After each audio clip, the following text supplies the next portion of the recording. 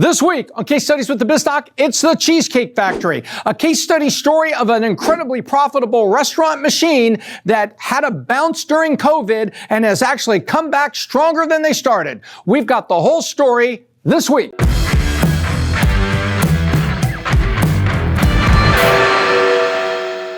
Cheesecake Factory, a great story of a restaurant organization that started when David Overton and his mom got together. His mom was making cheesecakes since the 40s, as the story goes, tasty cheesecakes, multiple flavors. So he set up a bakery in Los Angeles, California, 50 years ago in 1972, and his mom got going.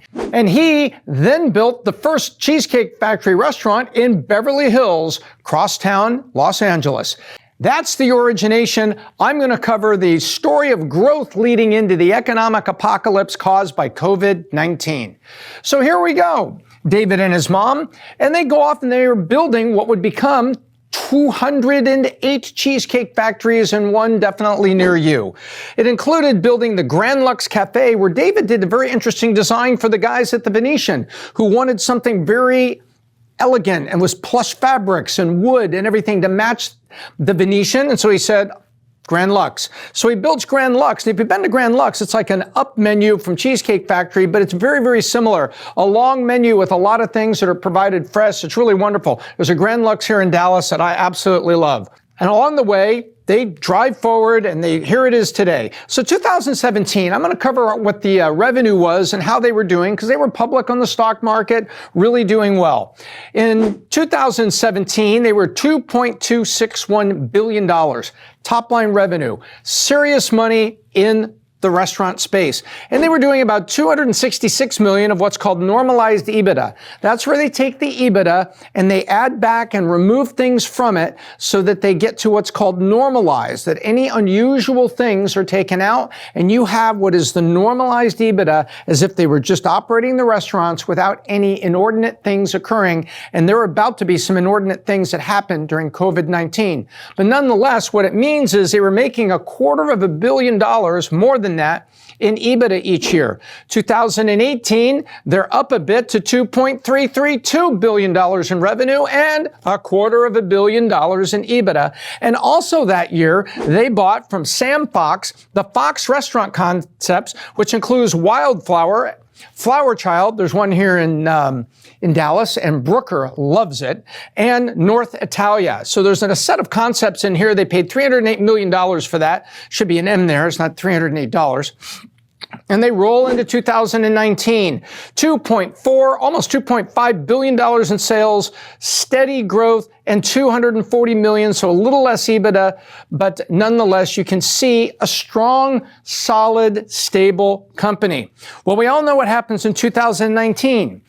Right around Halloween, we start getting a lot of stories about things happening over in China and in a place called Wuhan and COVID-19 and people stuck on a cruise ship. We remember all those first things that happened. Well, the wave started. And in 2020, I'll just tell you that they took a big hit and they only generated $1.98 billion in revenue and minus $37 million, a very manageable loss, by the way, when you're this big, in normalized EBITDA. Now, the reason I give you the end of 2020 is I'm going to show you how they responded during 2020, because there would be some restaurants that this could have absolutely fallen through the floor. Nonetheless, the wave starts at the beginning, and by the end of Q1, we knew what had happened. NBA basketball, NHL, Major League Baseball, seasons have been canceled. Getting notices about masks are mandatory. Schools now are starting to send people home. It was an avalanche in April of economic things happening following the Q4 notices that we really got from China. So what did they do? They went into an active response. They were not feeling sorry for themselves. And when you read the management commentary on this, it is very impressive. They sat there and they said, well, we have to get to our costs because nobody can come to our restaurants, not because we don't want them to, but because they can't, because of quarantines and things that are happening in cities. You know, what do we do about our menu? You know, we have pickup at the counter. You go there into any Cheesecake Factory, there's that large refrigerated counter where you can just go in and pick up a slice of cheesecake. And they're like, you know what? We need to make takeout a big staple of this. Also, our partner DoorDash. What do we do with DoorDash? And away they went. So one of the first things they did was they had to furlough 41,000 hourly workers because there was nothing for them to do in so many cities. You couldn't, like here in Dallas, you couldn't go to a restaurant. There were regulations. There was quarantines. There was lockouts that were administered, not lockouts. I shouldn't be saying lockouts. There was lockdowns at schools and regulations put by the cities that prevented these things. They also cut their executive pay. If we're going to furlough people, then we have to take the hit too. But they kept their managers because they said, we're going to get through this. COVID's going to be someday, whether it's vaccinations, whatever it is, we're going to get over the COVID hill and we're going to come back. We need our managers that are running our stores. You know why? Each individual stores reference a single restaurant, would run between $11 and $12 million a year. In other words, if you're a manager at a Cheesecake Factory, say here in Dallas, you are running an $11 to $12 million business and you are the general manager, you are president of that cheesecake, basically. Think about that. That is why they sought to keep the managers. One of the things they did is they went out to a private equity firm and they sold some stock, $200 million worth of stock. So they said, part of their active response, we have to keep our managers. It sucks that we have to furlough 41,000 people. We need to already be thinking about some sort of a hire back plan, and we'll cut the executive pay too. And so you can see this management went there. Along the way, a story came out that really started at the end of 2019 as Fortune published its top 100 companies to work for, and it published it in 2020, which was a lot of research that was done the previous year rolling into 2020. And actually, Cheesecake Factory was number 12 on some of the great companies to work for. Well, one of the other things he did here, we need to double down on marketing, and they spent a lot on marketing in 2020, and we need to make sure that takeout is something that we do very well. So they took operational procedures, they put things together, and they added more things to the menu. Some popular things that have been on the menu in the past, they added them back and made sure through marketing that you and I knew about them so we could say, hey, let's call DoorDash or let's order the takeout, put the mask on, go up to the curb, grab it. They also took many parking spaces at the Cheesecake Factories and they expanded them for takeout. Same thing Best Buy did. You would go to Best Buy and there's like 9 parking spaces labeled 1 through 9. Call this number, we'll text you back, we'll bring out what you bought. Whether it was a TV or a set of headphones, you know, Best Buy was working on that as well, and Cheesecake Factory did the same thing. Many parking spaces. To the point that the to-go business in 2020 would end up being 45% of the revenue, and takeout in each store was up 2x to $3 million per location. Then, as 2021 comes around, what do the financials look like? Well, I deliberately stopped right here to carry over here. And you know, Michael, I got this wrong. Take a look. This should be Q1. This should be Q2. So the Biz Doc's got his numbers in the wrong place. This is Q1, $627 million of revenue, $31 million positive of adjusted EBITDA. Now Q2, $678 million in revenue and minus $204 million in EBITDA, as they had a lot of costs trying to get back up to full speed. And in third quarter, $754 million in revenue, $11 million in EBITDA. So let's follow the wave from COVID to the response to, oh my goodness, May of this year, which is right in here. They would announce a 768 in July, the 754 for third quarter. They just recently announced it's November 2021 as we're filming this.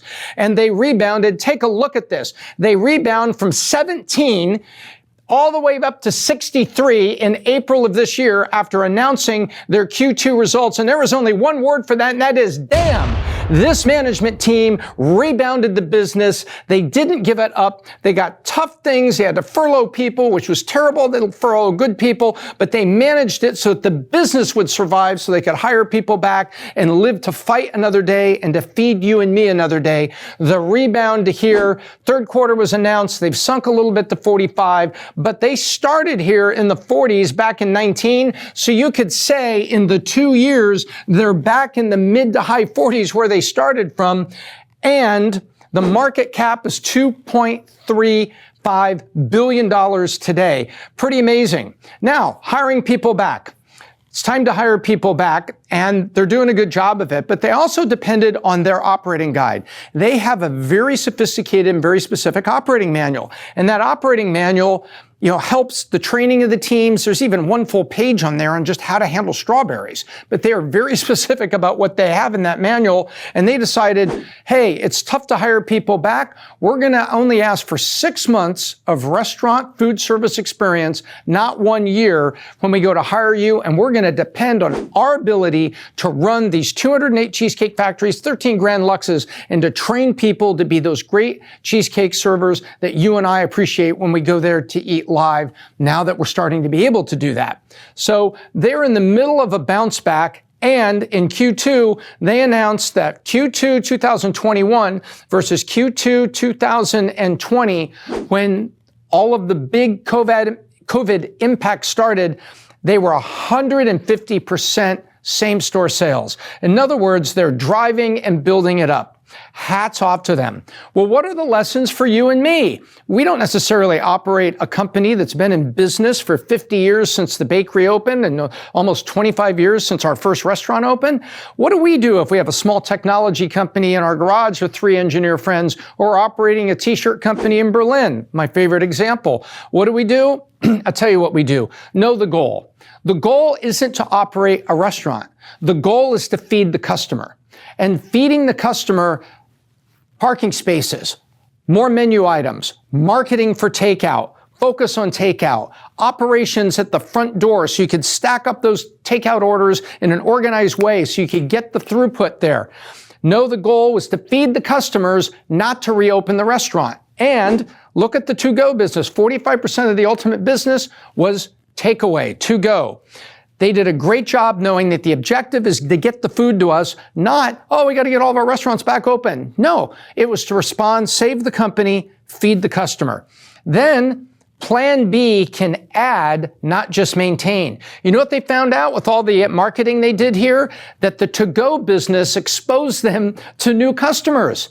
They did an extensive survey that showed that there was a lot of people in to-go that hadn't tried cheesecake lately, or had maybe only been there 1 or 2 times in the past few years, and they turned them into regular customers. Wow, so Plan B added, not just maintained. Now you can see where the sales are coming from. People like you and me that maybe already knew about them being joined by other people now who hadn't heard about them but thought, wow, this Cheesecake Factory thing was great. I'm glad I chose that on DoorDash. I'm glad I listened to my friend and ordered dessert and had movie night, one of a million movie nights we all did in 2020 during COVID. And I discovered a new restaurant. And as a result, you can come back stronger. Warren Buffett once said, when it's raining outside in the economy, you know what I do? I run outside with a bucket and look for opportunity, because that rain is going to be my opportunity. Well, it was raining on Cheesecake, and they certainly didn't have the most pleasant year. It's been stressful getting back, like for many businesses, but they're in business. They've made their rebound, and I am really not just a fan and a customer of Grand Lux here in Dallas and Cheesecake Factory wherever I go. My favorite Cheesecake Factory is in Fashion Island in Newport Beach, where I sit at the bar and can look over the sunset. That's where me and the Biz Doc babe have had many, many meals. There's also an incident that I'm not supposed to talk about where I took a cheesecake to go and smeared it all over the Biz Doc babe. It's a true story. Don't tell her I told you. Anyhow, this is a wonderful story of resilience and bounce back, the Cheesecake Factory. Well, that's what I found really tasty about the Cheesecake Factory. A good story. Some hardship in there for employees, but a good story. I want to know what you think. Leave some comments down below. I think there's probably going to be a few comments to this one, and I want to hear them, and I'm going to answer them all. And while you're there, if you're not a subscriber, subscribe to Valuetainment, the best channel on the internet for entrepreneurial content, and hit the bell so that you get notifications when new episodes are coming up. And if you like this one, check out this case study from the Biz Doc archive. I hope you like it as well. Until next time, I'm Tom Ellsworth, the Biz Doc, and I hope I left you better than I found you.